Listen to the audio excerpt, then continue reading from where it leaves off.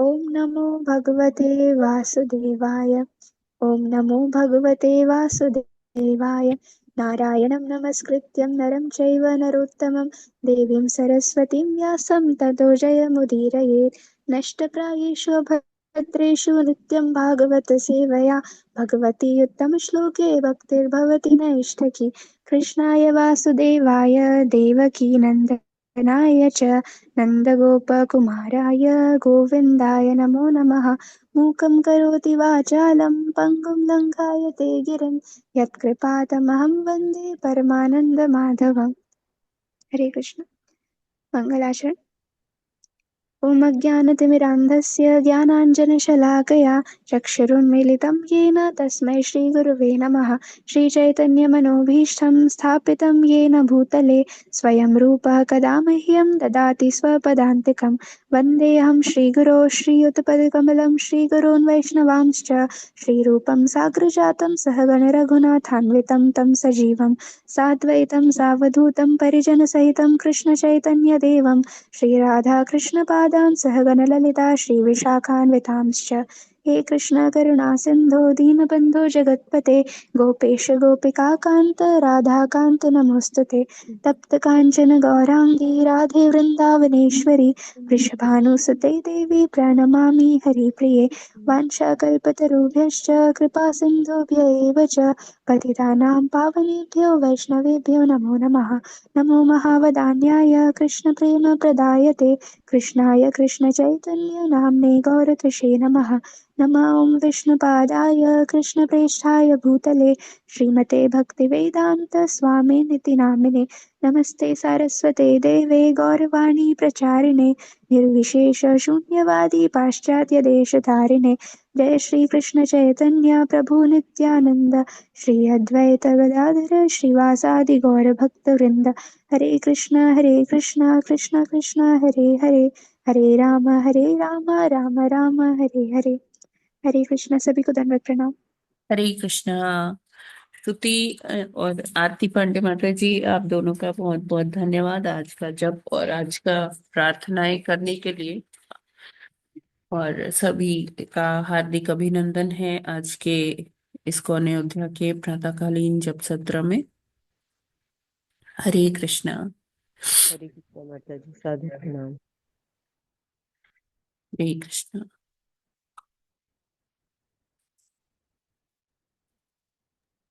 हरे कृष्णा माता जी, दंडवत प्रणाम सभी हरे को। कृष्णा। हरे कृष्णा माता जी। तो अभी टाइम हो गया है कृष्ण माता जी को। प्रभुपाद जी के कोट का। यस प्रभु जी, हरे कृष्णा। स्क्रीन विजिबल है क्या? जी जी माता जी। ठीक है। आज है 23 मार्च और प्रभुपाद जी कहते हैं, कछुआ जब चाहे अपनी इंद्रियों को सिकोड़ सकता है और जब चाहे उन्हें बाहर निकाल सकता है। शुद्ध भक्त की भी यही स्थिति होती है। वह जब चाहे अपनी इंद्रियों का निग्रह कर सकता है और जब चाहे उनका उपयोग कर सकता है। इंद्रियां उसके नियंत्रण में होती है। सामान्य लोगों के समान वह अपनी इंद्रियों को के वश में नहीं होता। गोस्वामी का यही अर्थ है। हेमावती को पत्र 23 मार्च 1969। तो प्रभुपाद जी, ये जो उद्धरण है, ये जो अंश है प्रभुपाद जी के एक पत्र का है जो उन्होंने हेमावती माता जी को लिखा था लॉस एंजलिस में। अ, मतलब तो लॉस एंजलिस भेजा था उन्होंने ये पत्र हिमावती माता जी को। तो हिमावती माता जी का प्रश्न था कि जैसे कभी ये प्रश्न उठता है कि जो शिव जी थे, शिव जी हैं, तो उनका जब माता पार्वती ने उनसे आग्रह किया संतानवती होने के लिए और इस तरह से, तो वो उनको रेजिस्ट नहीं कर पाए और उन्होंने वो किया। जबकि हरिदास ठाकुर है वो, जब माया देवी उनके पास आई तो उन्होंने ऐसा एक हम बीच में किसी ने प्रश्न भी ये किया था। तो प्रभुपाद जी कहते हैं कि जो शिव जी हैं वो कौन है, वैष्णवा नाम यथा शंभु, है ना। तो हमें जब हम उनके बारे में बात करें, हम अभी इतने योग्य नहीं है कि हम उनके बारे में बात करें, उन पर टीका टिप्पणी करें कि उन्होंने ऐसा क्यों किया, ऐसा नहीं होना चाहिए था। जबकि हरिदास ठाकुर जी ने तो माया के प्रलोभन को भली भांति वो किया, फेस किया, हेड ऑन फेस किया, चैलेंज लिया।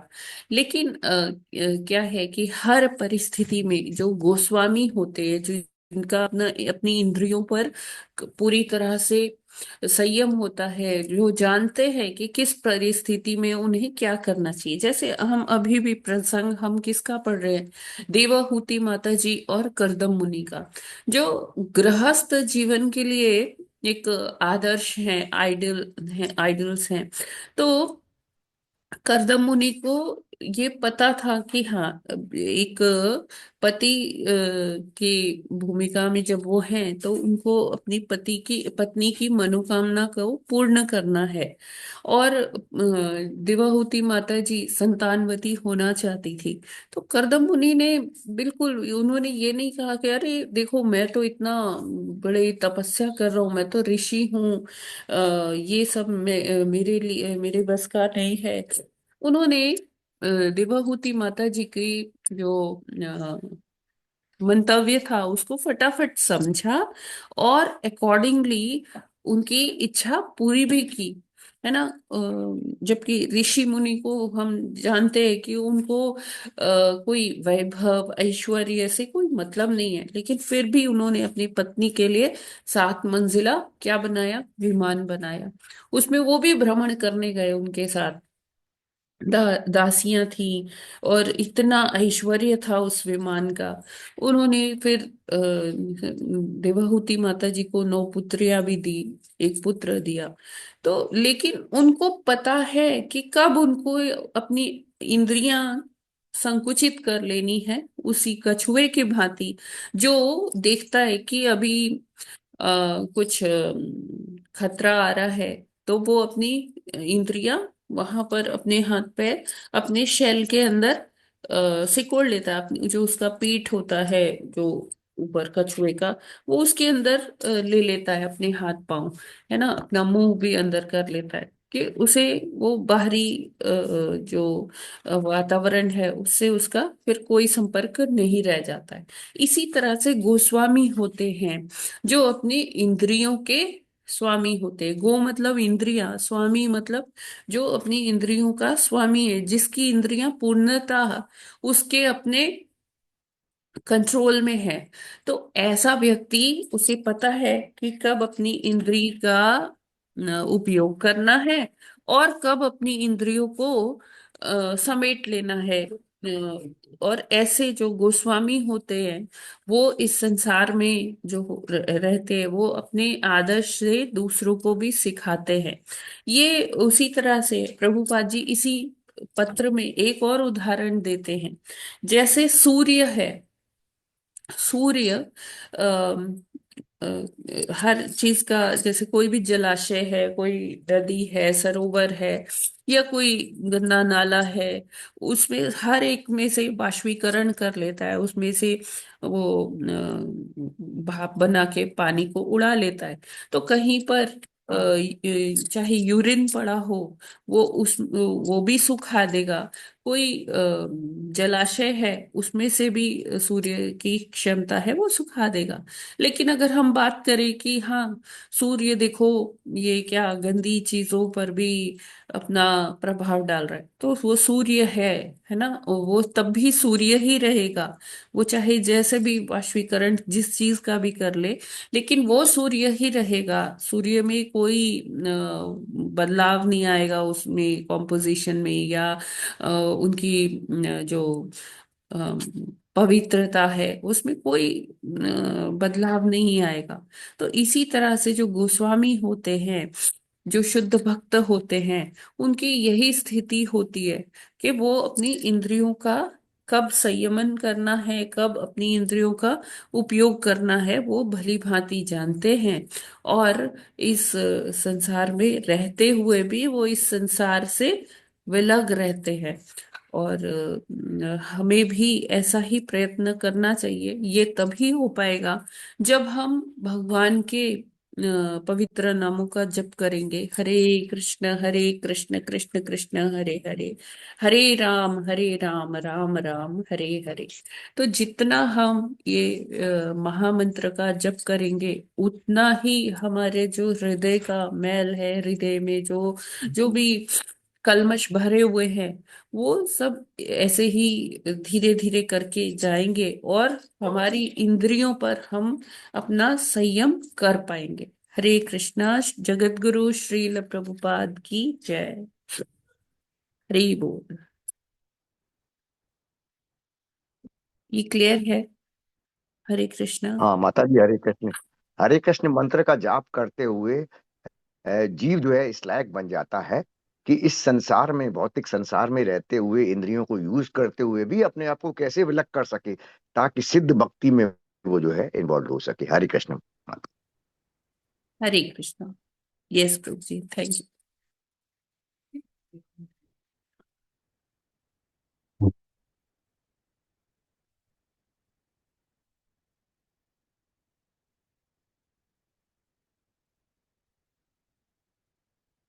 तो प्रभु जी आज बिजी हैं, तो हम लोग आगे स्टार्ट कर लेते हैं भागवतम। पिछला हमने फोर्थ श्लोका तक कर लिया था परसों, और कल शिवास पंडित का हमने डिस्कशन किया था। उसपे कल वाले में एक त्रुटि हो गई थी। मैंने शायद ऐसा बोला था कि जो नारायणी देवी है वो वृंदावन दास ठाकुर जी की पत्नी है। नहीं, वो उनकी माता है। नारायणी देवी जो श्रीवास ठाकुर की भतीजी थी ना, नारायणी देवी, तो वो वृंदावन चंद्र दास ठाकुर की माता जी थी। ये थोड़ा आप लोग अगर कल का सुना होगा तो ये उसमें थोड़ा रेक्टिफिकेशन है। यस, हम लोग अभी आगे कर लेते हैं 5वें श्लोक से। ठीक है, पढ़ते हैं। यस माता जी, प्रभु जी, हु वांट्स टू? पढ़ो माता। हाँ जी, यस माता हरे जी। कृष्ण। हरे कृष्णा। मैत्रेय। मैत्रेय परे परे मधु। पढ़िए माता जी। हाँ। मैत्रेय वाच देवहूत्यपि सन्देशं गौरवेण प्रजापते सम्यक् श्रद्धयाये पुरुषं कूटस्थं भज गुरुम्। हरे कृष्ण। हरे कृष्णा। मैत्रेयवाच देवहूत्यपि सन्देशं गौरवेण प्रजापतेः सम्यक् श्रद्धाय पुरुषं कूटस्थं भजद गुरुं। हरे कृष्णा। सभी को हरे दंडवत प्रणाम। हरे कृष्णा, हरे सभी कृष्ण। को दंडवत प्रणाम। देवहूत्यपि संदेशं गौरवेण प्रजापतिः सम्यक् श्रद्धाय पुरुषं कूटस्थम् अभजत गुरुं। श्री कृष्ण। हरे कृष्ण। मैत्रेय उवाच देवहूते देवहूत्यपि सन्देशं गौरवेण प्रजापतेः सम्यक् श्रद्धाय पुरुषं कुटस्थभजं जगद्गुरुं। हरे कृष्ण, सभी प्रणाम। हरे कृष्ण। मैत्रेय उवाच देवहूत्यापि सन्देशं गौरवेण प्रजापतिः सम्यक् श्रद्धाय पुरुषं कुटस्थं भजत् गुरुम्। हरे कृष्ण। हरे हरे कृष्ण। कृष्ण। मैत्रेय मैत्रेय। उवाच देवहूत्यपि सन्देशं गौरवेण प्रजापतेः सम्यक् श्रद्धाय पुरुषं कुटस्थं भजद गुरुं। हरे कृष्णा, सभी को दंडवत प्रणाम। हरे कृष्ण। मैत्रेय उवाच देवहूत्यापि सन्देशं गौरवेण प्रजापतेः सम्यक् श्रद्धाय पुरुषं कुटस्थं भजत गुरुं। हरे कृष्ण। हरे कृष्ण।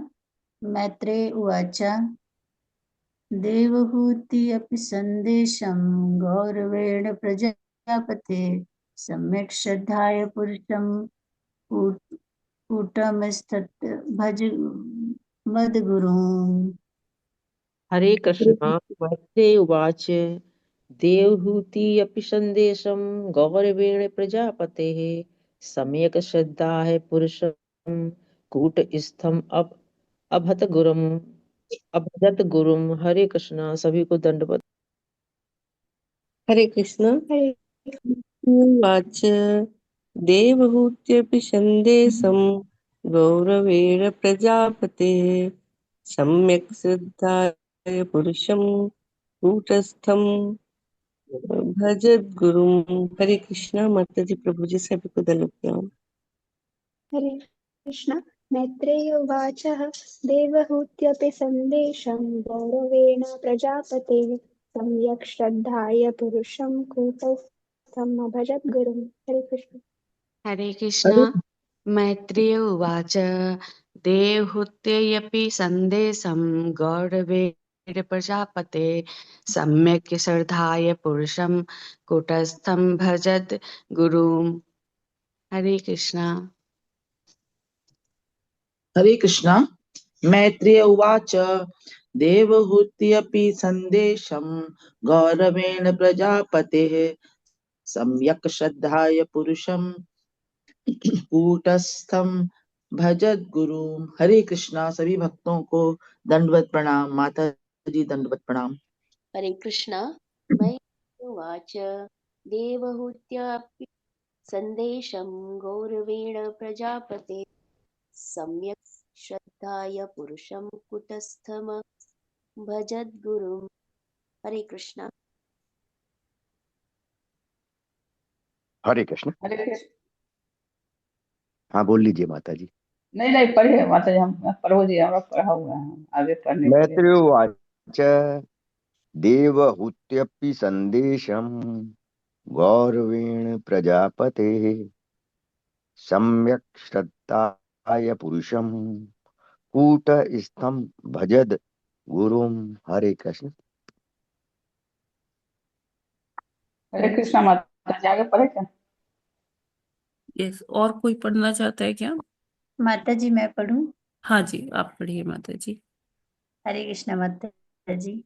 माता जी, मैं जरा श्लोक पढ़ लूं। हाँ, श्लोक पढ़ लीजिए कविता माता जी। मैत्रेय उवाच देवहूत्यपि सन्देशं गौरवेण प्रजापतेः सम्यक् श्रद्धाय पुरुषं कूटस्थं भजद्गुरुम्। हरे कृष्ण। माता जी दंडवत प्रणाम। प्रभु जी दंडवत प्रणाम। सभी भक्तों को सादर प्रणाम। हरे कृष्णा। शब्दार्थ, अनुवाद एवं तात्पर्य श्रील प्रभुपाद जी द्वारा। श्रील प्रभुपाद जी की जय।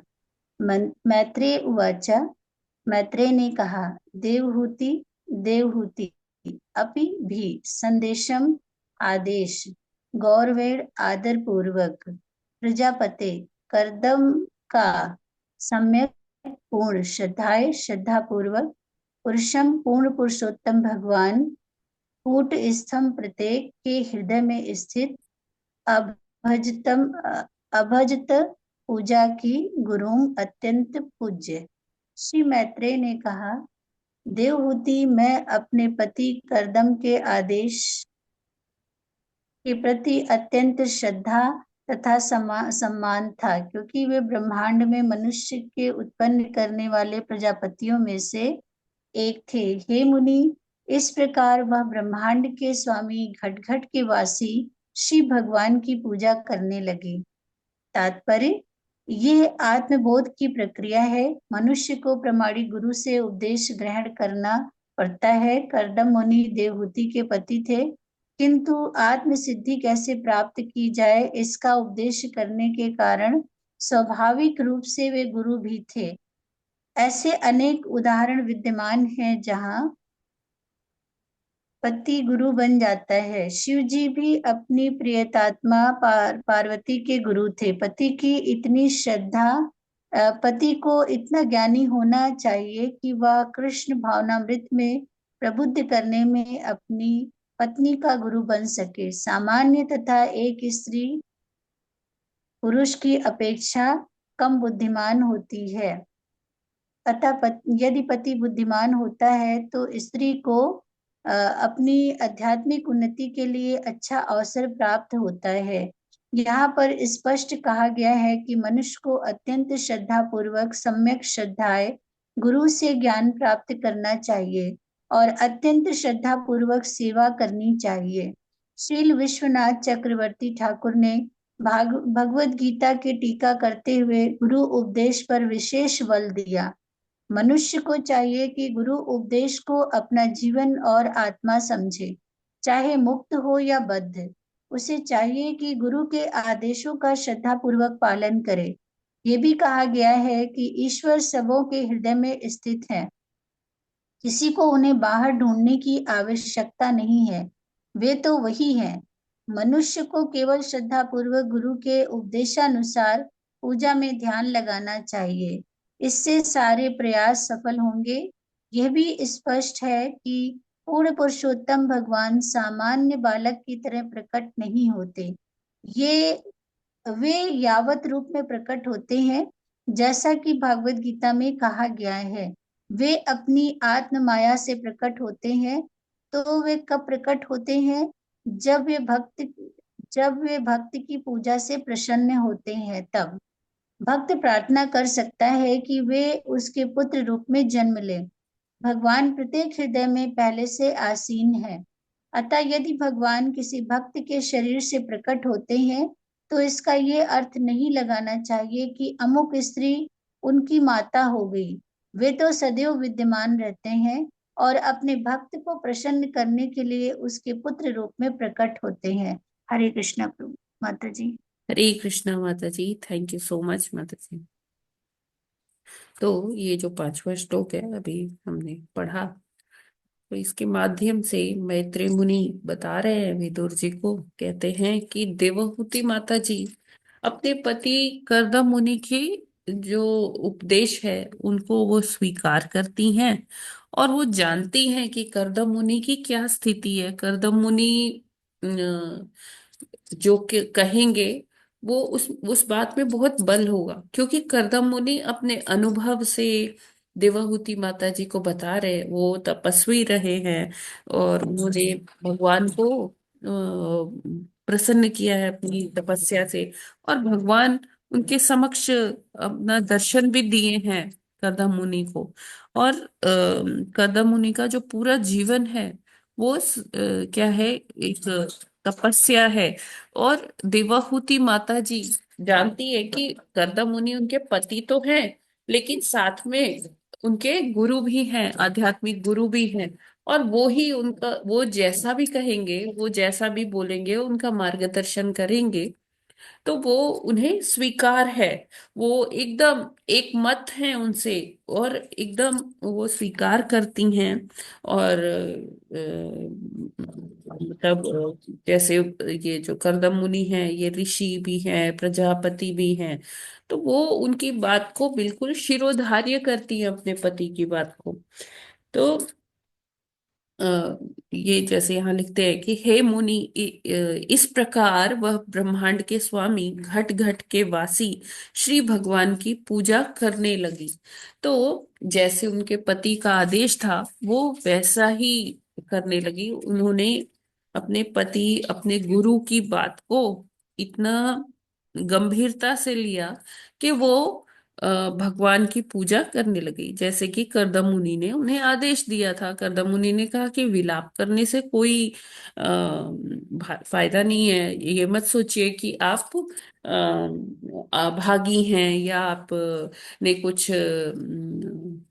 गलत कार्य किया है। ठीक है, अभी आपको भगवान की शरण लेनी चाहिए। अब अगर हम देखें तो कर्दम मुनि जो ये कह रहे हैं, उन्होंने इस चीज को खुद किया। जब वो अम, देवाहुति माता, मतलब जब वो भगवान, मतलब उन्होंने ये सोचा, उनके मन में ये आया कि उनको विवाह करना है उनको आगे, क्योंकि वो ब्रह्मा जी ने उनको ये दायित्व दिया था, प्रजापति के तरह से थे। प्रजापति मतलब कि जो आगे और वंश वृद्धि करे, है ना, और पॉपुलेशन जनरेट करे। तो वो अपने दायित्व का वहन करने के लिए भी उन्होंने क्या किया, तप किया। तो देखिए, जो विवाह संस्कार है, ऐसे ही नहीं कि कोई भी उठा और विवाह कर लिया। विवाह एक बहुत बड़ा दायित्व है। तो वो पहले क्या होता था कि जैसे अभी ये सब आएगा आगे, लेकिन थोड़ा सा ये पृष्ठभूमि क्लियर करने के लिए हम समझने के लिए करते हैं कि जो दक्ष प्रजापति थे, तो उन्होंने जब ब्रह्मा जी ने उनको दायित्व दिया कि आगे आपको ये बढ़ाना है, संतानें उत्पन्न करनी है, ये सृष्टि को आगे बढ़ाना है। तो दक्ष प्रजापति ने क्या किया, 10,000 पुत्र को उन्होंने उनका सृजन किया। और ये 10,000 पुत्रों को उन्होंने कहा कि जाओ तपस्या करो, उसके बाद फिर तुम्हारा विवाह होगा। तो ये जो पुत्र थे, इनको दक्ष प्रजापति ने भगवान की तपस्या करने के लिए भेजा कि इतने परिपक्व पहले हो जाओ कि जो विवाह का दायित्व है वो वहन करने के लिए आपको पूर्णतः परिपक्व होना पड़ेगा। तो उसके लिए भगवान की आराधना करना जरूरी है। तो वो लोग गए, वो अलग बात है कि देवर्षि नारद ने उनको क्या बना दिया, ब्रह्मचारी बना दिया, है ना।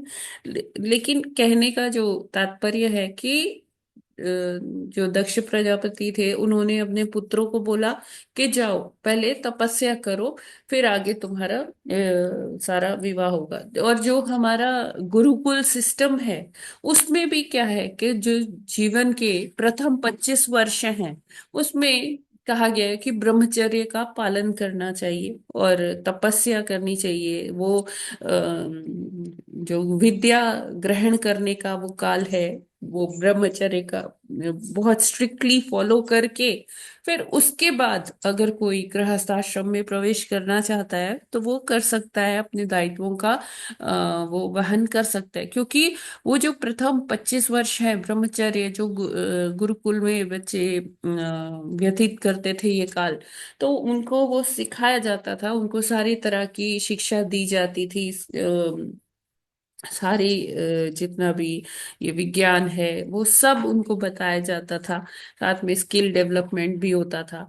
तो वो व्यक्ति ही गृहस्थ जीवन का सही से पालन कर सकता है जिसने ब्रह्मचर्य का पहले पालन किया हो, जिसने भगवान की तपस्या की हो। तो कर्दम मुनि यहाँ अपने अनुभव से देवाहूति माता जी को बता रहे हैं कि आपको पुत्र चाहिए, पुत्रवती होना है, तो आप पहले भगवान की पूजा कीजिए, भगवान की आराधना कीजिए। उससे ही, भगवान के आशीर्वाद से ही आपको, आप संतानवती हो पाएंगी, पुत्रवती हो पाएंगी। तो यहाँ पर जो माता जी है, देवाहूति माता जी है, उन्होंने भी इसको बहुत अच्छे अपने लिए, उन्होंने अपने आध्यात्मिक गुरु जो कर्दम मुनि उनके पति भी हैं, इस चीज को उन्होंने उनका आशीर्वाद ही माना कि हाँ, कर्दम मुनि जो है उनको अच्छा गाइड कर रहे हैं, और वो उन्होंने वैसा ही किया, है ना। ये उसमें उन्होंने ये नहीं इफ्स एंड बट्स का प्रयोग नहीं किया कि अरे ये कैसे, ये जरूरी है क्या ये करना। उन्होंने ये नहीं कहा कि अच्छा कोई और ऑल्टरनेट नहीं है क्या। ये सारी चीजें उन्होंने, जैसे कर्दम मुनि ने कहा, उन्होंने अक्षरशः पालन किया। और गुरु के जो वाक्य है, गुरु का जो वाणी है, तो वो हमें पूरी तरह से पालन करना ही चाहिए। और इसके जो उदाहरण हैं, हमारे श्रील प्रभुपाद जी हैं, उन्होंने अपने गुरु का जो वाणी थी, गुरु का जो आदेश था, उसको शिरोधार्य किया और अपना पूरा जीवन उसी में खपा दिया। अपना पूरा जीवन उन्होंने, मतलब जब वो 70 वर्ष की आयु में पाश्चात्य जगत में गए, वहां पर उन्होंने, मतलब कोई नहीं सोच सकता कि इतनी उम्र में ऐसा प्रभुपाद जी दुनिया भर में घूमेंगे और कृष्ण नाम का प्रचार हर जगह करेंगे और दुनिया को सिखा देंगे कि कैसे कृष्ण भक्ति की जाती है, कैसे हरि नाम संकीर्तन किया जाता है। तो जो गुरु हैं, गुरु बहुत सोच समझ के बोलते हैं, उनको पता है कि हम क्या कर सकते हैं क्या नहीं कर सकते। तो वो जैसा बोलते, कई बारी हमें खुद नहीं पता होता कि हम ये कर पाएंगे नहीं कर पाएंगे, लेकिन हमें गुरु वाणी, अगर गुरु ने कुछ बोला है तो हमें प्रयास करना चाहिए, क्योंकि वो हम हम ये ना सोचे कि हम कर रहे हैं, वो हमसे हमारे गुरुदेव करवा रहे हैं, इसलिए वो संभव हो पाता है कार्य। तो ऐसे ही देवाहूति माता जी ने अपने पति करदम मुनि का या अपने गुरु करदम मुनि का जो आज्ञा का पालन किया और वो भगवान की पूजा करना उन्होंने स्टार्ट कर दिया, और ऐसे उन्होंने कई वर्षों तक भगवान की आराधना की। तो यहाँ पर लिखते हैं कि जैसे शिव जी हमेशा गाइड करते हैं अपनी पत्नी पार्वती जी को, उसी तरह से यहाँ पर करदम मुनि ने अपनी पत्नी देवहूति माता जी के वो एक गुरु बने, और उन्होंने वो आगे ये बताया। तो कोई भी मनुष्य हो, चाहे वो बद्ध जीव हो चाहे वो मुक्त जीव हो, उसे अपने गुरु के आदेशों का पालन हर हाल में करना ही चाहिए।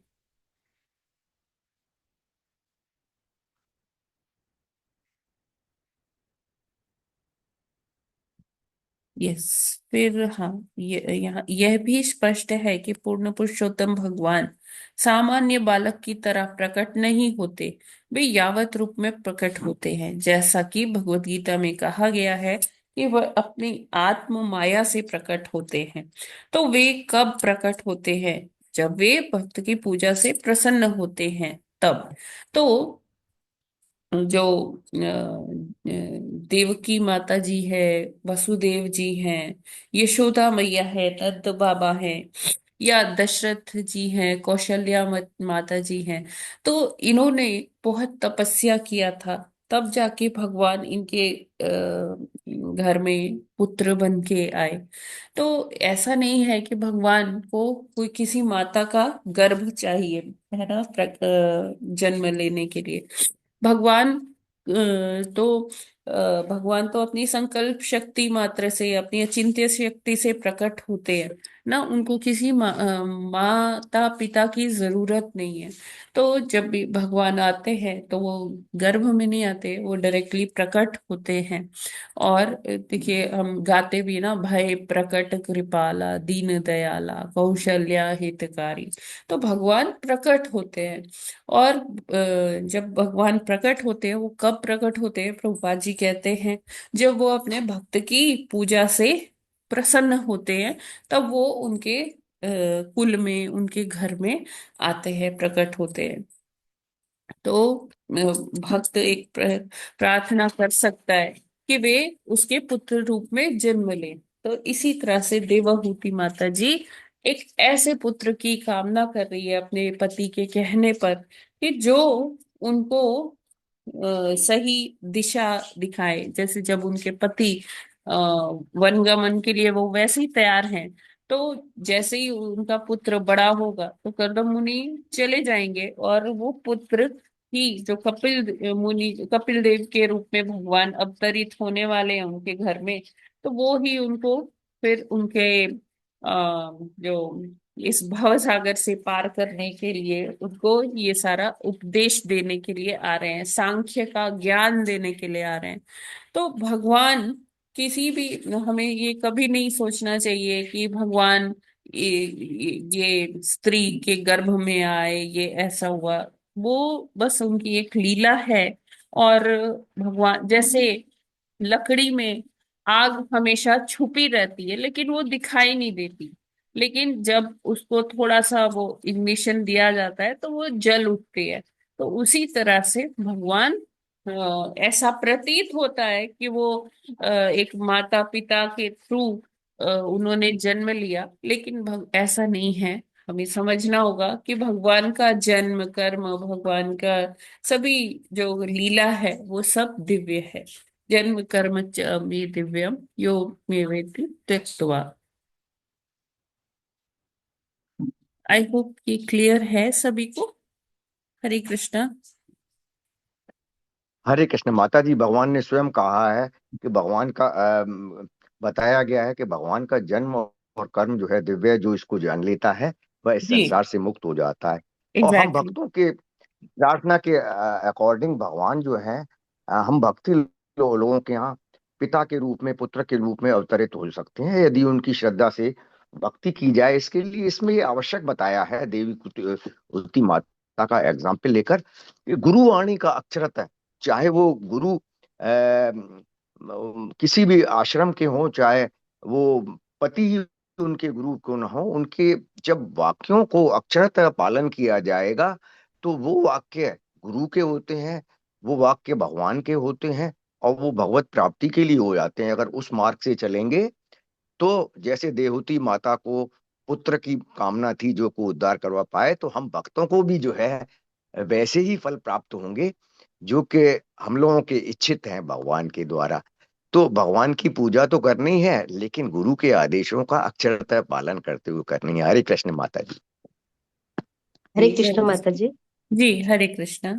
माता जी, बीच में आपने कहा ना कि नारद जी ने ब्रह्मचारी होने का, किसको दिया था नारद जी ने ब्रह्मचारी होने का? वो एक आपने जी बीच में मैंने वो समझाया। प्रसंग बताया कि दक्ष प्रजापति को ब्रह्मा जी, हाँ, वो जैसे के 10,000 गर्ग मुनि को पुत्र वाले। उन्होंने हाँ कहा, वैसे ही दक्ष प्रजापति को उन्होंने ये दायित्व दिया था कि आप सृजन कीजिए, आप और संतानें उत्पन्न हाँ कीजिए। तो उन्होंने दस हाँ, हजार 10,000 संतानें पुत्र भी ये उत्पन्न भेज की दिए। और उनको कहा हाँ जी। कि आप जाओ और वन में तपस्या करो तपस्या करो। जाके, है ना, हाँ जी। परिपक्व हाँ होने जी। के ज्ञान प्राप्ति के लिए हाँ जी। तपस्या करो, उसके बाद विवाह करना, है ना। हाँ हाँ, तो यहाँ तक क्लियर है। हाँ यहाँ तक क्लियर है। उसमें क्या हुआ, वन में नारद जी मिल जाते हैं। नारद जी कहते हैं, उनको शिक्षा दीक्षा दे देते हैं, उनको ब्रह्मचारी बना देते हैं। अभी वो सब पुत्र अच्छा, कहते हैं उनको भी हम तो देते। विवाह करेंगे ही नहीं। तो 10,000 के दस वो दस हजार हजार पुत्र पुत्र सारे देते। ब्रह्मचारी बन जाते हैं। अच्छा अच्छा अच्छा अच्छा तो वो अच्छा। ना आगे विवाह ही नहीं करते हैं। फिर दक्ष को गुस्सा आता है, फिर वो 1,000 पुत्र उत्पन्न करता है। तो फिर से नारद मुनि मिलते हैं, फिर वो उनको ब्रह्मचारी में सबको बना देते हैं। तो दक्ष प्रजापति गुस्सा हो जाते हैं, उनको श्राप दे देते हैं कि आप कहीं एक जगह पर टिक नहीं पाओगे, अच्छा अच्छा घूमते अच्छा। रहोगे। तो इस तरह से है माता ठीक जी, है। आगे अभी प्रसंग आएगा। अच्छा अच्छा, मैं को वो नारद जी ने क्यों ऐसा कर दिया मतलब जब नारद जी उनको कहा। कौन है? नारद जी भक्त हैं भगवान के। तो वो हाँ जब हाँ जी। शिक्षा देते हैं, कहते हैं अरे तुम ये मोह माया के जाल में क्यों फंस रहे हो? तुम्हारा जीवन का उद्देश्य क्या है? ये सब तो कुत्ता बिल्ली थे तब भी किया था ना, संतान जी उत्पत्ति। तो ये जो मनुष्य जीवन मिला है, ये इसके लिए नहीं मिला है, ये मिला है भगवत प्राप्ति के लिए। तो वो ऐसे ही शिक्षा दे के जी। वो बना देते थे ब्रह्मचारी, सन्यासी। अच्छा, ठीक है। ठीक है माता जी। हाँ जी हाँ जी, हरे हरे कृष्ण कृष्ण। माता जी। एक शब्द थोड़ा कंफ्यूजिंग है आज वाले हाँ में। जी। अ, जी यह भी स्पष्ट है कि भगवान आत्म माया से प्रकट होते हैं, हाँ। तो भगवान अपनी अंतरंगी शक्ति से होते हैं प्रकट। ये माया जो शब्द आया है ये थोड़ा अंतरंगा सा शक्ति, कंफ्यूजिंग है। अंतरंगा आत्म शक्ति माया से प्रकट। तो हाँ, वो आत्म शक्ति ही है ना। अंतरंगा शक्ति 3 प्रकार की होती है ना प्रभु जी। संवित अच्छा माता जी, शक्ति, नहीं मालूम। संधिनी शक्ति, अलादिनी शक्ति। हाँ हाँ। ठीक है ना। तो वो हाँ हाँ ये माता जो जी। हाँ, आत्म शक्ति है, जो आपने अभी बोला, वो क्या है? संधिनी शक्ति है भगवान की। आत्म शक्ति ही नहीं लिखा है माता जी, आत्म माया हाँ, से प्रकट आत्म होते हैं माया ऐसा है। प्रभु जी, बिल्कुल भगवान की ही माया है ना। अच्छा माता जी। ठीक है माता जी।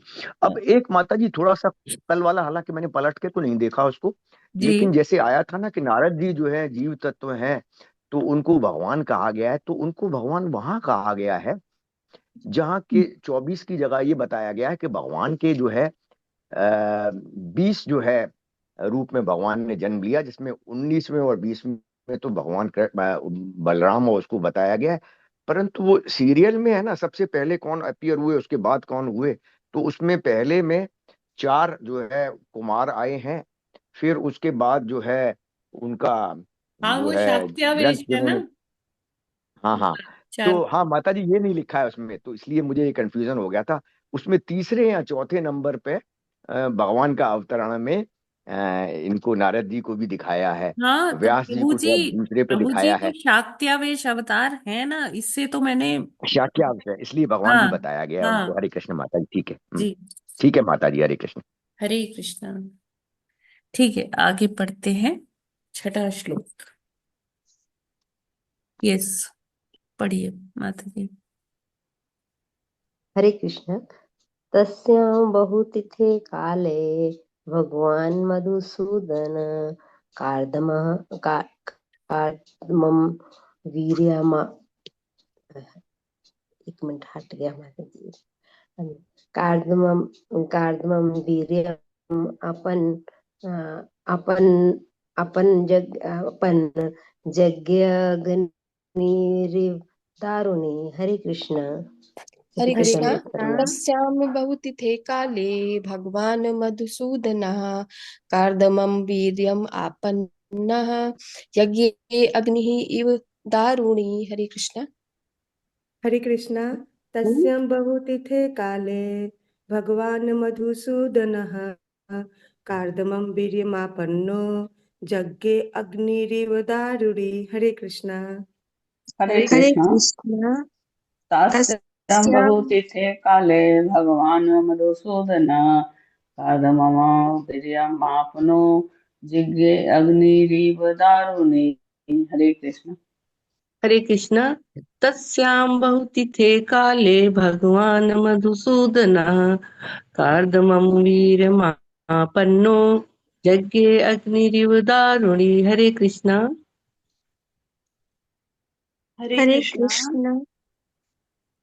तस्यां बहुतिथे काले भगवान् मधुसूदनः कार्दमं वीर्यमापन्नो यज्ञे अग्निरिव दारुणी। हरे कृष्ण। हरे हरे कृष्णा। कृष्ण। तस्यां बहुतिथे काले भगवान् मधुसूदनः कार्दमं वीर्यमापन्नो जज्ञे अग्निर्दारुणी। हरे कृष्णा। हरे कृष्ण। तस्यां वहुतिथे काले भगवान् मधुसूदनः कार्दमवीर्यमापन्नो जज्ञे अग्निरिव दारुणी। हरे कृष्ण। हरे कृष्णा। तस्यां बहुतिथे काले भगवान् मधुसूदनः कार्दमं वीर्यमापन्नो यज्ञे अग्निरिव दारुणी। हरे कृष्णा। हरे हरे कृष्णा। कृष्ण। कृष्ण।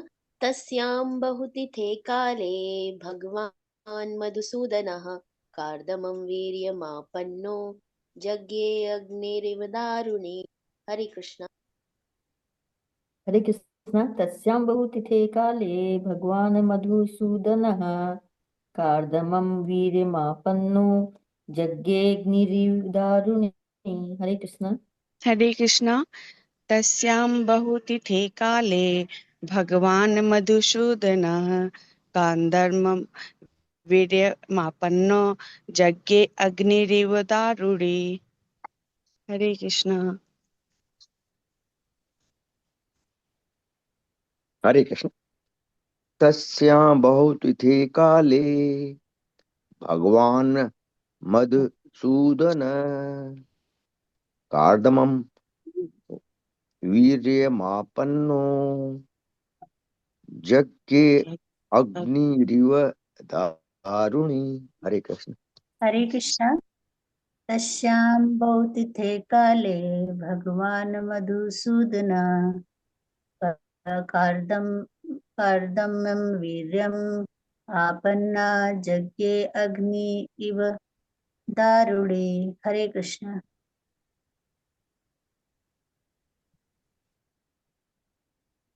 हरे कृष्ण। यस माता जी, कौन पढ़ना चाहते हैं? माता जी मैं हरे कृष्ण माता जी पढ़ूं मैं। पढ़िए रेणु माता जी। दार्थ तात्पर्य एवं अनुवाद श्री शिला प्रभुपाद द्वारा। शिला प्रभुपाद की जय। तस्याम देवहूति में बहुतिथि काले अनेक वर्षों बाद भगवान पूर्ण पुरुषोत्तम भगवान मधुसूदन मधु असुर के संहारक कार्दमम कर्दम वीर वीर्य में आपन्न प्रविष्ट किया। यज्ञ प्रकट हुआ। अग्नि आग इव समान दारुणी काष्ठ में।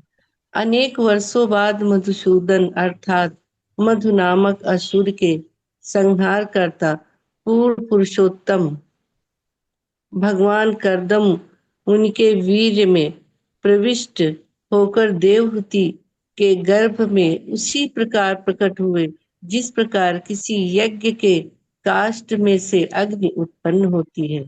तात्पर्य यहाँ ये स्पष्ट कहा गया है कि भगवान यद्यपि कर्दम मुनि के पुत्र में प्रकट हुए किंतु वे हैं सदैव पूर्ण पुरुषोत्तम भगवान ही रहते हैं। काष्ठ में अग्नि सदैव विद्यमान रहती है किंतु एक निश्चित विधि से अग्नि प्रज्वलित की जाती है। इसी प्रकार ईश्वर सर्वव्यापी है। वे किसी भी वस्तु से प्रकट हो सकते हैं। वे अपने भक्त के वीर से प्रकट हुए। जिस प्रकार सामान्य जीवात्मा किसी जीवात्मा के वीर का आश्रय लेकर जन्म ग्रहण करता है उसी प्रकार श्री भगवान अपने भक्त के वीर में स्थित होकर उसके पुत्र रूप में अवतरित होते हैं। इससे उनकी परम स्वतंत्रता प्रकट होती है।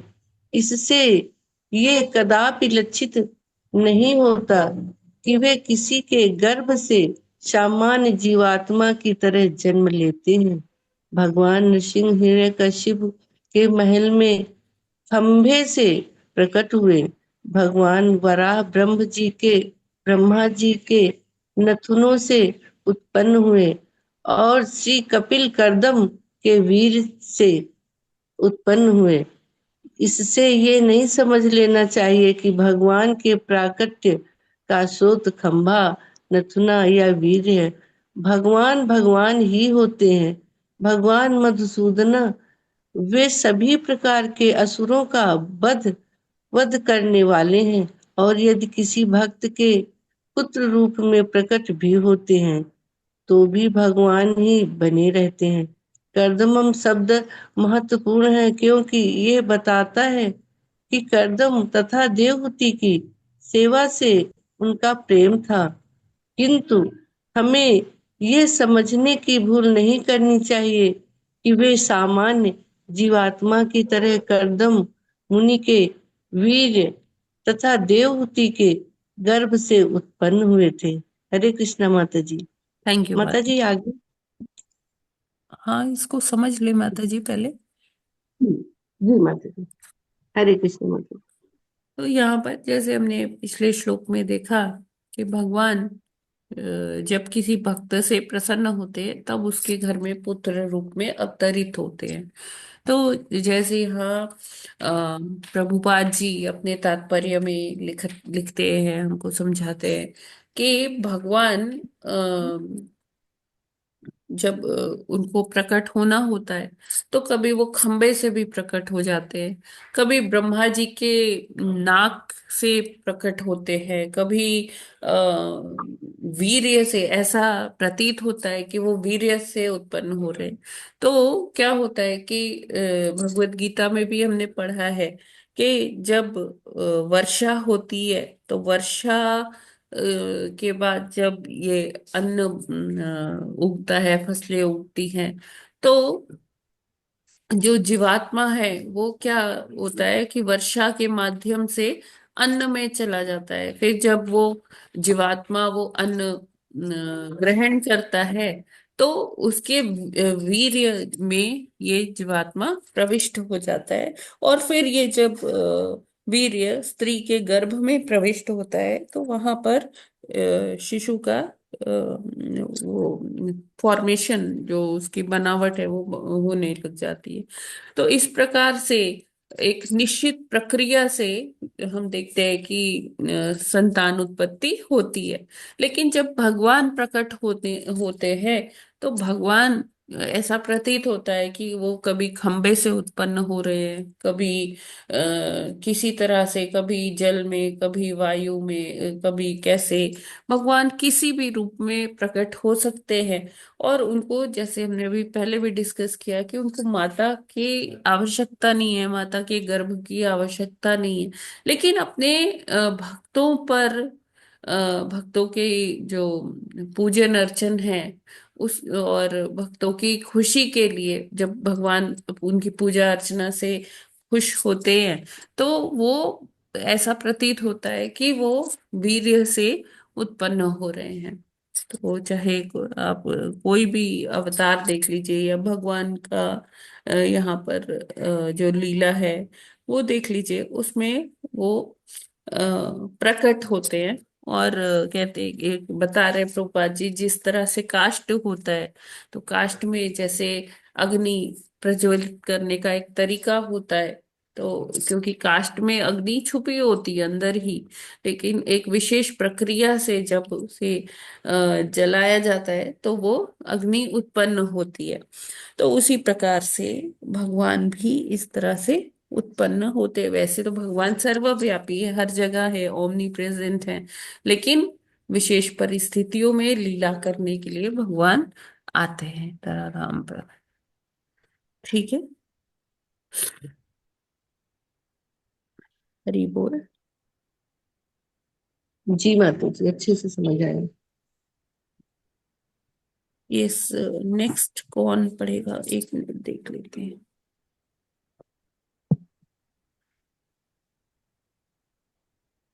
साधु हरे कृष्णा माता जी। मैं पढ़ूं?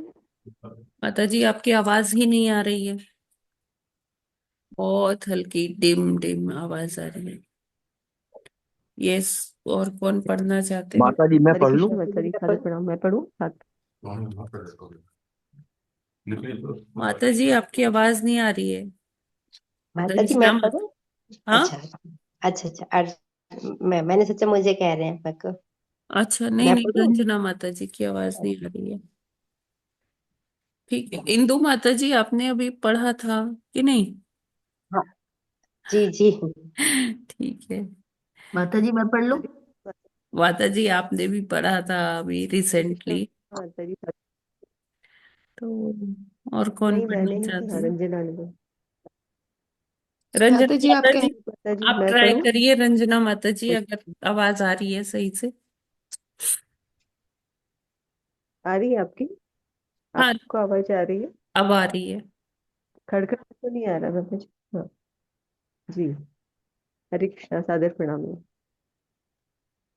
श्लोक 7। अवादन्यस्तदाच्यो व्योम्नि वादित्राणि घनाधनाः गायन्ति तमस्म गन्धर्वा नृत्यन्त्याभ्यसरसो मुदा। हरे कृष्णा माता जी, सादर प्रणाम। पूरा पढ़ लूं क्या शब्दार्थ? हाँ हाँ जी। जी। शब्दार्थ और तात्पर्य श्रील प्रभुपाद द्वारा श्रील प्रभुपाद अवादयन बजाते हुए, सदा उसे करना, योनि आकाश में, वाजी प्राणी, वाद्यंश वाजे, घना घना है, वादन है, वादन वादन, गायंती गाने लगे, तम इसको, स्म निश्चय से, गंधर्वाह गंधर्वगण, नृत्यंती नाचने लगे, अप, अम अप्सरम अप्सरस अप्सराएं, मुद्रा आनंदित होकर। तात्पर्य श्री भगवान जी द्वारा पृथ्वी पर उनके अवतरित होते समय आकाश में देवताओं ने वाद्य यंत्रों के रूप में जल बरसाने वाले मेघों से वाद्य संगीत दूसरी ध्वनियां बजाई। सभी गवैये गंधर्वगण। माता जी ऊपर कर दिए, थोड़ा ऊपर कर दीजिए। स्वर्गीय गवैये गंधर्व और थोड़ा हाँ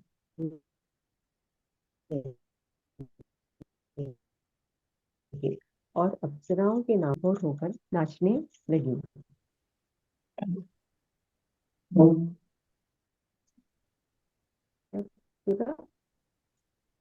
ठीक है माता जी, हरे अगला भी कृष्णा पढ़ दीजिए। माता जी। अगला भी पढ़ दीजिए।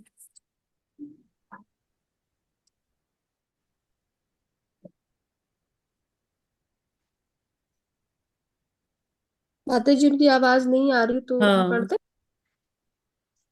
हरे कृष्ण माता जी मैं पढ़ दूं? हरे पढ़ कृष्णा दीजिए माता। माता जी। अच्छा,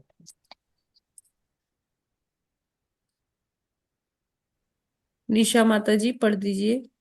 जी माता जी।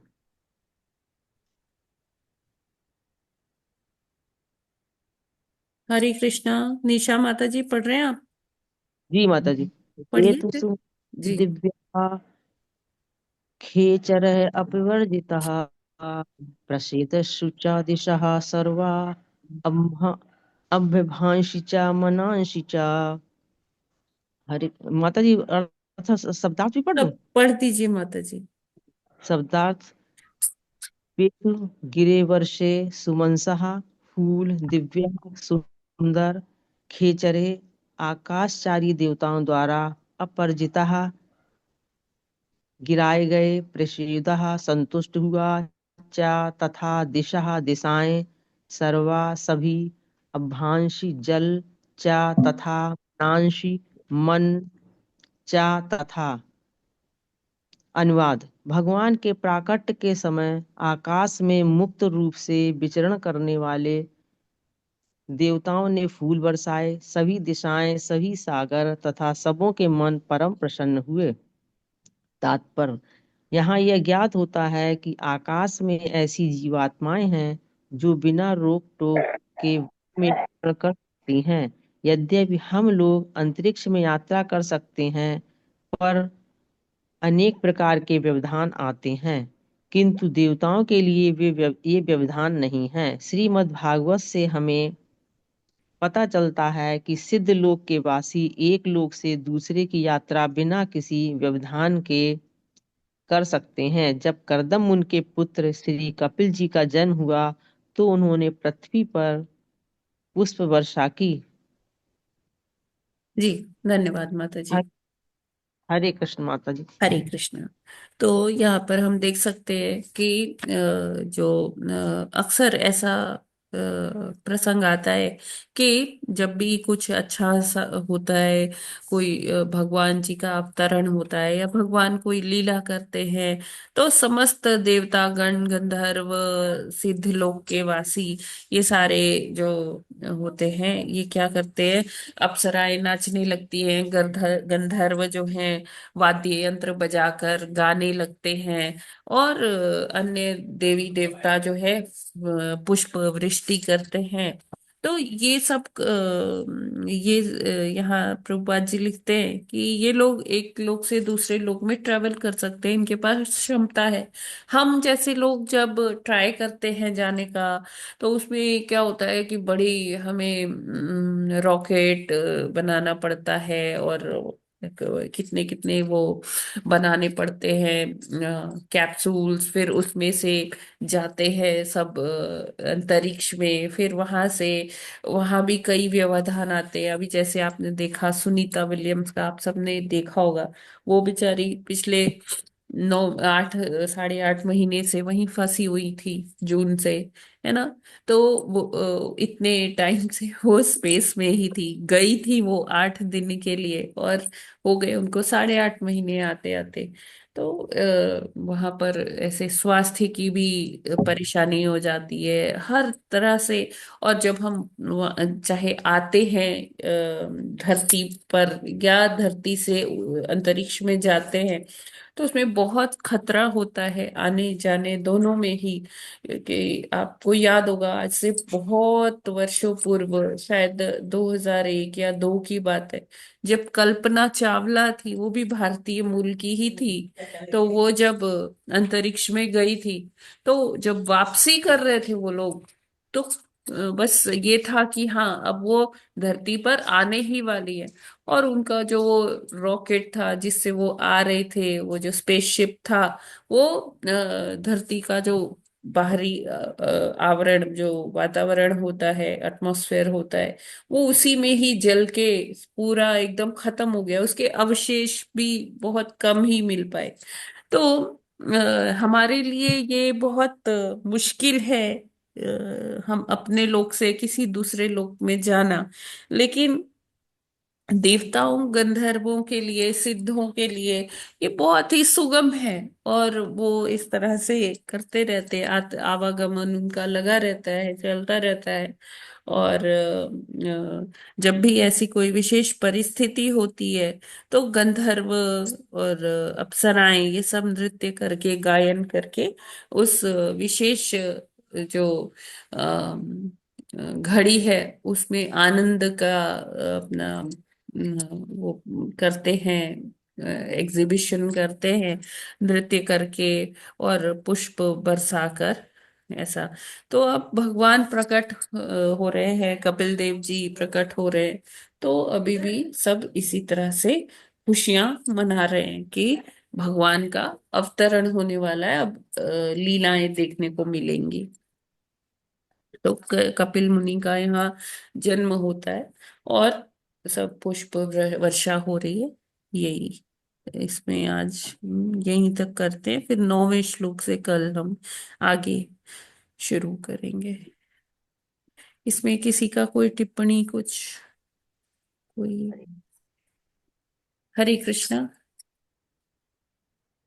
हाँ माता जी, भगवान के अवतरण से सब लोग खुश होते हैं। मनुष्य और जिनके यहाँ जन्म होता है वो तो अति प्रसन्न होते ही हैं। अन्यों को भी जो है लाभ मिलता है, असुरों का वध करते हैं। और देवतागण, गंधर्व लोग, सिद्ध लोग भी बहुत खुश हैं। पुष्प सब पुष्प वर्षा कर रहे हैं, नर्तकियां नाच कर रही हैं, गाने हो रहे हैं, वाद्य यंत्र बना रहे हैं। तो ऐसे हैं भगवान, महान भगवान, जिनके के आने पर सारे जग में प्रसन्नता होती है। तो ऐसे भगवान की आराधना करनी चाहिए ताकि भगवान का सानिध्य प्राप्त हो सके। हरे कृष्ण माता जी। देखिए, भगवान का चितवन ही ऐसा है, भगवान की ऑरा ही ऐसी है कि जो भी भगवान का दर्शन कर लेता है, कोई पशु, पक्षी, मनुष्य, देवता, गंधर्व, किन्नर, कोई भी राक्षस, इवन देखिए राक्षस भी, जब ऐसा प्रसंग आता है कि जब रावण ने राम जी को देखा, जब वो युद्ध करने आए, कहते हैं अरे ये कितने सुंदर है, इनके मुख से तो, छवि से तो मतलब नजर ही नहीं हट रही है। एक पल के लिए रावण मोहित हो गया था भगवान को देखकर, फिर एकदम से उसको सुधि आती है, नहीं नहीं ये तो मेरा शत्रु है, मेरे को लड़ना है ना। तो मतलब कि देवताओं को चिंता हो गई कि अरे अगर ये ऐसा हो गया तो फिर भगवान इसको मारेंगे ही नहीं। तो मतलब एकदम से रावण को वो होश आता है, अरे मैं तो रणभूमि में खड़ा हूं, ये मेरा शत्रु है, ये मैं क्या सोच रहा हूँ। लेकिन पहले पहले तो वो भी आकर्षित हो गया था भगवान के दर्शन से। तो भगवान बहुत सबको मोह लेते हैं भगवान। हरे कृष्ण। हाँ भगवान, माता जी, जी भगवान बहुत आकर्षक हैं, सबको मोह लेते हैं, सबका उद्धार कर लेते हैं, चाहे वो भक्त हो चाहे शत्रु हो। लेकिन माता जी ये भी कहते हैं, अब हम लोगों को तो दर्शन होते नहीं है, जी पूर्व में हुए हैं। तो अब कहते हैं कि भगवान के जो विग्रह होते हैं, भगवान तो उसमें भी मौजूद रहते हैं। जी यदि भक्त उनको भक्ति भाव से देखेगा तो विग्रहों की भी पूजा, विग्रहों के दर्शन, विग्रहों के हाथ जोड़ना, विग्रहों के हाथ आगे शीश झुकाना, भगवान के आगे शीश झुकाना है। तो क्या ये भी इतना सार्थक है? और क्या भक्तों को विग्रह बिल्कुल, में भी क्यों नहीं उतने ही सुंदर सार्थक है। भगवान दिखाई देते हैं? भगवान अ, विग्रह रूप में अवतरित हुए हैं हमें, हमारा कल्याण करने के लिए। भगवान ये जानते हैं कि अभी हम इतने सक्षम नहीं है कि उनको अपनी दृष्टि से देख पाए। हमारी दृष्टि अभी इतनी सक्षम नहीं है, नेत्र हमारे चर्म चक्षु हैं, हम उनसे भगवान के दर्शन नहीं कर सकते। तो भगवान इतने उदार हैं, इतनी उदारता का प्राकट्य करते हैं भगवान कि वो विग्रह रूप में आ जाते हैं हमारे लिए, कि हम उनके दर्शन कर, नित्य ही दर्शन कर पाए, उनकी सेवा कर पाए। और ये करते करते करते करते जब हमारा जो ये हम इस योग्य बन जाएंगे तो हम दर्शन कर पाएंगे उनका, आमने सामने उनका दर्शन कर पाएंगे, प्रभुपाद जी कहते हैं। तो हमें ये नहीं सोचना चाहिए कि अरे भगवान कब दर्शन देंगे। हमें ये सोचना चाहिए कि हम कब योग्य बनेंगे उनका दर्शन प्राप्त करने के लिए। भगवान तो है ही, भगवान तो रेडी हैं, वो तो दर्शन दे ही रहे हैं, वो अपने दर्शन कभी बंद ही नहीं करते। और जो योग्य, जो शुद्ध भक्त है, वो उनके नित्य ही दर्शन किया करते हैं, उनके साथ लीलाओं में भी प्रविष्ट होते हैं। लेकिन हमें यही इसी भाव में रहना चाहिए कि हमें योग्य बनना है भगवान के दर्शन करने के लिए। और कुछ भी मतलब कलयुग में तो बहुत इजी है भगवत प्राप्ति के। जस्ट हमें नाम लेना है और नाम के सहारे ही हम अ, ये मतलब इतने योग्य हो सकते हैं भगवान की कृपा से कि हम उनका दर्शन कर सकते। हरे कृष्णा। हरे कृष्णा माता जी, दंडवत जी प्रणाम। जी, हरे कृष्णा माता जी। माता जी, माता जी जैसे कि भगवान सभी के बीच दादा पिता है ना। और माता जी, जैसे भगवान को जन्म लेने के लिए किसी भी प्रक्रिया की जरूरत नहीं है। जी। और भगवान ने जो देवहूति माता जी के गर्भ से कपिल देव का जन्म रूप लिया, लेकर प्रकट हुए, तो माता जी उसका उद्देश्य क्या था? सांख्य दर्शन का सांख्य। प्रतिपादन करना। अच्छा अच्छा अच्छा। जब भी भगवान आते हैं, भगवान का एक विशेष कुछ प्रयोजन प्रयोजन। होता है। एक तो अपने भक्तों को आनंद देने के लिए आते हैं, दुष्टों का नाश करने के लिए आते हैं, है ना। तो जब कपिल देव जी के रूप में भगवत आवेश अवतार हुआ भगवान का, तो वो सांख्य दर्शन के प्रतिपादन के लिए यहाँ आए और उन्होंने ही दुनिया को सांख्य दर्शन का ये सिद्धांत दिए। तो अभी हम आगे ये 24वां अध्याय चल रहा है ना मेनली। हाँ, इसी अध्याय में से शुरू हो जाएगा, 25वें से 33rd, हाँ 33वें अध्याय तक ये सारा सांख्य दर्शन चलेगा। जी माता जी, जी माता जी, उसको अच्छे से समझना है माता जी। बिल्कुल बिल्कुल। थैंक यू माता जी। हरे कृष्णा। हरे हरे कृष्णा। कृष्णा माता जी सांख्य दर्शन का मतलब तात्पर्य क्या है? मतलब क्या मतलब क्या हुआ सांख्य सांख्य दर्शन दर्शन? आपने देखा होगा, यूनिवर्सिटीज में एक डिपार्टमेंट होता है, उसको कहते हैं सांख्यिकी, स्टैटिस्टिकल डिपार्टमेंट। स्टैटिस्टिक्स डिपार्टमेंट, हाँ। यस, सांख्य होता है स्टैटिस्टिक्स। ओके ओके, हाँ, हाँ, हाँ। जी माता जी। तो ये बताता है कैसे शोध करना है, मतलब हर चीज को एक वैज्ञानिक दृष्टिकोण से। जो जैसे आज के डेट में आप कह लीजिए थीसिस लेकर थीसिस पर वर्क करना, उस पर उसको आगे शोध करना और एक कंक्लूजन तक पहुंचना। जी माता जी। वो चीज। तो तो ये संसार की स्टैटिस्टिक्स वो करते हैं मनुष्य की, मतलब किस तरह से? ये क्या सांख्य दर्शन, क्या दर्शन दर्शन का कराते हैं? एकमात्र उद्देश्य है भगवत प्राप्ति। ओके। अब जी माता हमने जी। उसे अपनी इंद्रिय तृप्ति का साधन बना लिया है। जी।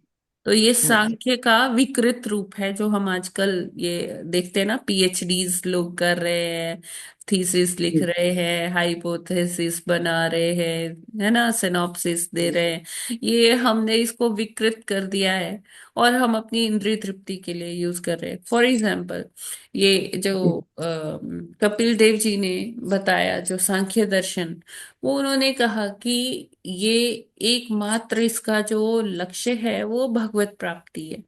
लेकिन अभी कलयुग में क्या हो रहा है कि हमें क्या करना है, अपनी इंद्रिय तृप्ति चाहिए हमको।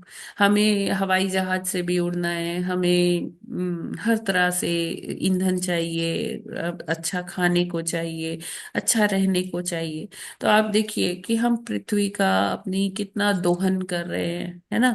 तो अभी ये सांख्य का यूज हम अलग अलग उपकरण बनाने में, या कह लीजिए जैसे जैसे पेट्रोलियम है, वो हम एक्सट्रैक्ट करते हैं अर्थ के कोर से। तो वो सबके पीछे क्या है, ये सांख्य का ही वो है, सांख्यिकी ही है। लोग शोध करते हैं, अलग अलग नए नए चीजें डेवलप होती है, और हम उससे क्या कर रहे हैं, इंद्रिय तृप्ति कर रहे हैं ना माता जी। जी। मतलब माता जी उसको ये बोलते हैं ना कि संसार में डेवलपमेंट तो उसी से हुआ, ये लोग उसको इंटरप्रेट करते हैं ना। नहीं तो वैसे ही आदि देखिए, पुराने अब जमाने हम में कभी अगर ऐसा नहीं था। करदम मुनि का दृष्टांत देखें, तो जी। हमारे जीवन के लिए कुछ ज्यादा जरूरी नहीं है, मूलभूत सुविधाएं होती है, हम उसमें से भगवत प्राप्ति कर सकते हैं। हमें मनुष्य देह जो मिली है, उसका जी। एकमात्र लक्ष्य है भगवत प्राप्ति, और वो बहुत कम संसाधनों में हो सकती है। प्रकृति ने हमें चीजें दी है, लेकिन हमें उन चीजों से में संतोष नहीं होता, और जी। हम आगे आगे बहुत सारी चीजें चाहिए होती है हमें अपनी इंद्रिय तृप्ति के लिए। मेनली क्या है, इंद्रिय तृप्ति है। उसके कारण जो है हम ये सब करते हैं। हमने सांख्य दर्शन को भी क्या किया, जो भगवान ने दिया था उसको भी विकृत कर दिया अपनी इंद्रिय तृप्ति के लिए। जी माता जी, थैंक यू माता जी। हरे हरे कृष्णा। हरे कृष्णा हाँ माता। माता जी, ये बात बहुत अच्छी है कि वो कर्दम मुनि की तरफ थोड़ा कम डाइवर्ट होकर इस तरफ समझें कि भगवान की प्राप्ति तो कम संसाधनों में भी हो सकती है। तो हरि नाम करदम मुनि लेने के लिए ने हाथ में एक माला करदम मुनि रखिए की बस। दृष्टि हम उनको क्यों ना देखें प्रभु जी, करदम मुनि ने ही तो सिखाया ये उनको, अच्छा माता जी, वो आदर्श। लेकिन कम संसाधनों में भी, हाँ, उन हम्म। आदर्शों पर हम्म। कम संसाधनों से भी प्राप्ति हो सकती है। तो यस। ऐसा न सोचें कि ज्यादा संसाधन होंगे हाँ।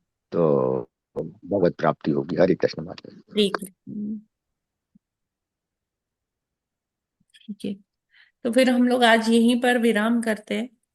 कल फिर मिलते हैं 5 बजे जपा सेशन में। ग्रंथराज श्रीमद् भागवतम की जय। जगत गुरु जय श्रील प्रभुपाद की जय। जय नामाचार्य हरिदास ठाकुर की जय। अनंत कोटि वैष्णव भक्त वृंद की जय। वांछा जय कल्पतरुभ्यश्च कृपा सिंधु कृपा सिंधु है पापेभ्यो पतितानां वैष्णवेभ्यो नमः। वैष्णवेभ्यो नमः। हरे कृष्णा। हरे कृष्ण हरे माता माता कृष्णा जी माता जी, दंडवत प्रणाम। जी। हरे जी। कृष्णा। हरे कृष्णा माता जी, दंडवत हरे प्रणाम। कृष्णा माता जी।